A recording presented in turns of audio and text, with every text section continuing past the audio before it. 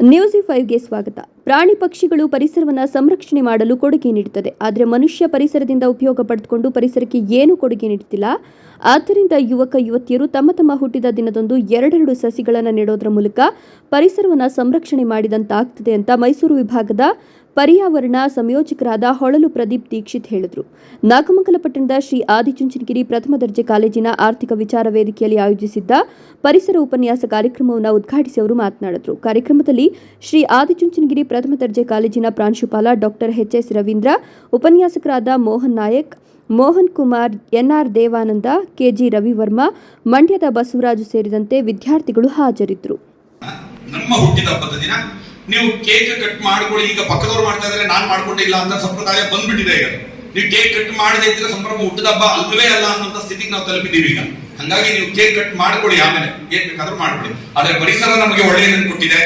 ನಾವೇನಾದ್ರೂ ಕೊಡಬೇಕು ಅಂತಿದ್ರೆ ಕನಿಷ್ಠ 2 ಗಿಡಗಳನ್ನ ನಾವು ಪರಿಸರದಲ್ಲಿ ಕೊಡುಗೆಯಾಗಿ ಕೊಡೋಣ.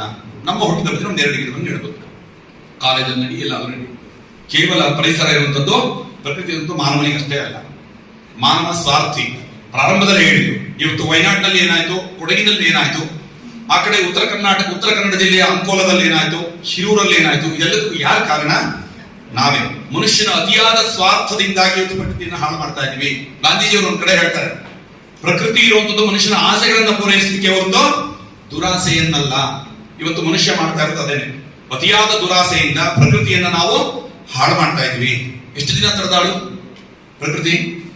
ಇಷ್ಟು ಅತ್ಯಾಚಾರ ಅನಾಚಾರಗಳನ್ನು ನಾವು ಮಾಡಿದ್ರೆ ಒಂದಲ್ಲ ಒಂದು ದಿನ ಅದು ತನ್ನ ಸಾಮರ್ಥ್ಯವನ್ನು ತೋರಿಸುತ್ತೆ. ಬಲಿಯಾಗುವುದು ಕೊನೆಗೆ ಮಣ್ಣು ಮೇಲ, ಮನುಷ್ಯ ಮೇಲ ಅಂತಂದ್ರೆ ಕೊನೆಗೆ ಮಣ್ಣೆ ಮೇಲಾಗೋದು. ಯಾಕೆ ನಾವು ಸೇರೋದಲ್ಲಿಯೇ. ಹಾಗಾಗಿ ಆ ಇರುವಂತ ಜೀವನದಲ್ಲಿ ಪ್ರಕೃತಿಯನ್ನು ನಾವು ಕಾಪಾಡಬೇಕಾದಂತ ನಮ್ಮೆಲ್ಲರ ಕರ್ತವ್ಯ. ಹಾಗಾಗಿ ಒಂದು ನಮ್ಮ ಜನ್ಮದಿನದಂದು ಈ ಒಂದು 2 ಗಿಡಗಳನ್ನು ನೆಟ್ಟು ಪ್ರಕೃತಿಗೆ ಪೂರಕವಾದಂತಹ ಜೀವನವನ್ನು ಮಾಡೋಣ. ನಮ್ಮಲ್ಲಿರುವಂತಹ ಪ್ರಾಣಿ ಪಕ್ಷಿಗಳೆಲ್ಲವೂ ಕೂಡ ಪ್ರಕೃತಿಯಿಂದ ಏನೆಲ್ಲ ಕೊಡುಗೆಗಳನ್ನು ಕೊಟ್ಟಿದ್ದಂತ 2 ಉದಾಹರಣೆಯನ್ನು ಹೇಳ್ತೀನಿ. ನಾವು ನಮ್ಮ ಕಾಲೇಜಿನ ಆವರಣದಲ್ಲಿ ಒಂದು 2-3 ಗಿಡಗಳನ್ನು ನಾವು ನೆಟ್ಟಿರ್ಬೋದು, ಅಥವಾ ಸುತ್ತಮುತ್ತಲ ಇರೋ ಕಾಂಪೌಂಡ್ ಆವರಣದಲ್ಲಿರುವಂತಹ ಗಿಡಗಳನ್ನು ನೆಟ್ಟಿರ್ಬೋದು, ನಮ್ಮ ಮನೆಯಿಂದ 2-3 ಗಿಡ ನೆಟ್ಟಿರ್ಬೋದು. ಆದ್ರೆ ಇಡೀ ಪ್ರಪಂಚದಲ್ಲಿರ್ತಕ್ಕಂಥ ಪರಿಸರದ ಎಲ್ಲ ಗಿಡಗಳನ್ನ ಮನುಷ್ಯ ನೆಟ್ಟವನ? ಎಲ್ಲ ಗಿಡಗಳನ್ನ ಮನುಷ್ಯ ನೆಟ್ಟಿದಾನ? ಇಲ್ಲ. ಪ್ರಾಣಿ ಪಕ್ಷಿಗಳು ನಮ್ಮಂತೆ ಜೀವನ ಮಾಡ್ಲಿಕ್ಕೆ ಅಧಿಕಾರ ಇರುವಂತಹ ಪ್ರಾಣಿ ಪಕ್ಷಿಗಳು ನೆಟ್ಟಿರ್ತವೆ. ಹೇಗೆ ಅಂತ ಹೇಳ್ತೀನಿ. ಅಳಿಲನ್ನು ಕೇಳಿ ನೋಡಿದ್ರಿ ನೀವು? ಅಳಿಲು ಒಂದು ಹಣ್ಣನ್ನ ತಿನ್ನುತ್ತೆ, ಅರ್ಧವನ್ನ ತಿನ್ನುತ್ತೆ, ಮರ್ತು ಹೋಗುತ್ತೆ, ಬೇರೆ ಹಣ್ಣು ನೋಡಿಕೊಂಡು ಹೋಗುತ್ತೆ. ಆ ಹಣ್ಣು ಆ ಭೂಮಿಯಲ್ಲಿ ಬೀಳುತ್ತೆ, ಒಳಗಡೆ ಬೀಜ ಭೂಮಿಯಲ್ಲಿ ಬೀಳುತ್ತೆ, ಮೊಳಕೆ ಹೊಡೆಯುತ್ತೆ, ಗಿಡವಾಗತ್ತೆ, ಮರವಾಗತ್ತೆ. ನಾವೆಲ್ಲ ಜೇನುನೊಣವನ್ನು ನೋಡಿದ್ದೀವಿ. ಸೈನ್ಸ್ ಅಲ್ಲಿ, ಬಯಾಲಜಿಯಲ್ಲಿ ಬಯೋಡೈವರ್ಸಿಟಿ ಅಂತ ಇದೆ, ಜೀವ ವೈವಿಧ್ಯ ಅಂತ ಕರಿತೀವಿ. ನಮ್ಮ ಪರಿಸರದಲ್ಲಿರ್ತಕ್ಕಂಥ ಪ್ರತಿಯೊಂದು ಪ್ರಾಣಿ ಪಕ್ಷಿಗಳು ಹೇಗೆ ಪ್ರಕೃತಿಗೆ ಪೂರಕವಾಗಿ ಬದುಕ್ತಾ ಇತ್ತು ಅಂತ. ಒಂದು ಜೇನುನೊಣ ಬದುಕೋದು 40 ದಿನ ಮಾತ್ರ. ಪ್ರತಿದಿನ 2,000 ಹೂಗಳ ಮೇಲೆ ಕೂತ್ಕೊಂಡು ಅದು ಮಕರಂದವನ್ನ ಹೀರುತ್ತೆ, ಪರಾಗಸ್ಪರ್ಶ ಕ್ರಿಯೆಯನ್ನು ಮಾಡುತ್ತೆ. ಈ ಕ್ರಿಯೆಯನ್ನು ಅದು ಮಾಡದೆ ಹೋಗಿದ್ರೆ, ಈ ಬಯೋಡೈವರ್ಸಿಟಿ ಅಲ್ಲಿ ಆಗದೆ ಹೋಗಿದ್ರೆ ನಮಗೆ ಜೇನುತುಪ್ಪ ಅನ್ನೋ ಕಲ್ಪನೆ ಕೂಡ ನಮಗೆ ಸಿಗ್ತಿರ್ಲಿಲ್ಲ. ಹಂಗಾಗಿ ಆ ಸಣ್ಣ ಸಣ್ಣ ಹುಡುಗಳು ಮಾಡುವಂತಹ ಕೆಲಸವನ್ನ ನಾವು, ಅತಿ ಬುದ್ಧಿವಂತರು, ಪ್ರಾಣಿ ಪಕ್ಷಿಗಳಲ್ಲೇ ಅತಿ ಬುದ್ಧಿವಂತ, ವಿದ್ಯಾವಂತ, ತಿಳುವಳಿಕೆ ಇರುವಂತ ಪ್ರಾಣಿ ಯಾರು ಅಂದ್ರೆ ಮನುಷ್ಯ. ಆದ್ರೆ ಅವನು ಕೇವಲ ನನಗೆ ಮಾತ್ರ ಪ್ರಕೃತಿ ಇರುವಂತದ್ದು, ಪರಿಸರ ಇರುವಂತದ್ದು ಸ್ವಾರ್ಥದಿಂದಾಗಿ ನಾವು ಯಾವುದೇ ಕೆಲಸಗಳನ್ನು ಮಾಡ್ತಿಲ್ಲ ಪ್ರಕೃತಿಗೆ ಪೂರಕವಾಗಿ. ಈ ಒಂದು ಕೆಲಸವನ್ನು ನಾವು ಮಾಡಬೇಕು.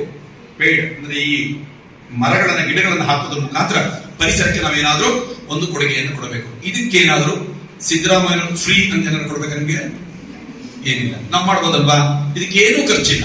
ನಮ್ಮ ಹುಟ್ಟಿದಬ್ಬವನ್ನು ಆಚರಣೆ ಮಾಡ್ಬಿಡಿ. ಆದ್ರೆ ಹುಟ್ಟಿದಬ್ಬ ದಿನ ಬೆಳಗ್ಗೆ ನಾನು 2 ಗಿಡವನ್ನ ನೆಟ್ಟು ನಾನು ಪಾಲನೆ ಮಾಡ್ತೀನಿ. ನಾವು ಅದನ್ನ ಪಾಲನೆ ಮಾಡಿದ್ರೆ ಅದು ಮುಂದೆ ನಮ್ಮನ್ನ ಪಾಲನೆ ಮಾಡುತ್ತೆ.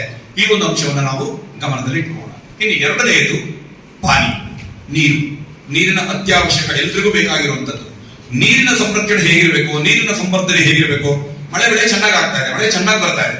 ಒಂದು ವೇಳೆ ಬರ್ತಿದ್ರೆ ಈ 2 ತಿಂಗಳ ಹಿಂದೆ ನಮ್ಮ ಪರಿಸ್ಥಿತಿ ಹೇಗಿತ್ತು? ನೀರಿಗೆ ನಾವೆಲ್ಲ ಏನು ಭಾವನೆ ಪಟ್ಟಿದ್ದೀವಿ. ಇವತ್ತು ನಾನು ಮೊದಲೇ ಹೇಳಿದಾಗೆ ಕ್ಯಾಪಿಟಲ್ ಐ ನನ್ನಿಂದ ಶುರುವಾಗಬೇಕು. ನಾನು ನೀರನ್ನ ನಾನೊಬ್ಬ ನೀರು ಉಳಿಸ್ಬಿಟ್ರೆ ಆಗತ್ತಾ? ಇಲ್ಲ, ನನ್ನಿಂದ ಶುರುವಾದ್ರೆ ಹಾಗೆ ಆಗುತ್ತೆ. ನಾವು ಸಹಜವಾಗಿ ಮನೆಗೆ ಬಂದಂತ ಅತಿಥಿಗಳಿಗೆ ನೀರು ಕೊಡ್ತೀವಿ. ಅವ್ರು ಕೇಳಿದಾಗ ಎಷ್ಟು ಕೊಡ್ತೀವಿ? 1 ಲೋಟ ತುಂಬಾ ಕೊಡ್ತೀವಿ. ಅವ್ರು ಎಷ್ಟು ಕುಡಿತಾರೆ? ಅರ್ಧನೇ ಕುಡಿಯೋದು, ಹೌದಲ್ವಾ? ಇನ್ನು ಅರ್ಧ ಏನ್ ಮಾಡ್ತೀವಿ? ಹಂಗೆ ಬಿಡ್ತೀವ? ಎಲ್ಲಿ ಚೆಲ್ತೀವಿ ಅದನ್ನ? ಗಿಡನಾದ್ರೂ ಇಟ್ರೆ. ಇದಕ್ಕೆಲ್ಲ ಏನ್ ತುಂಬಾ ಏನು ಖರ್ಚಾಗತ್ತೆ ಅಥವಾ ಏನೋ ಆಳುಗಳನ್ನ ಕಟ್ಕೊಂಡು ಕೆಲಸ ಮಾಡಬೇಕು? ಇಲ್ಲ, ನಾವೇ ಬಿಡುವಿನ ಸಮಯದಲ್ಲಿ ಮಾಡುವಂತ ಕೆಲಸ.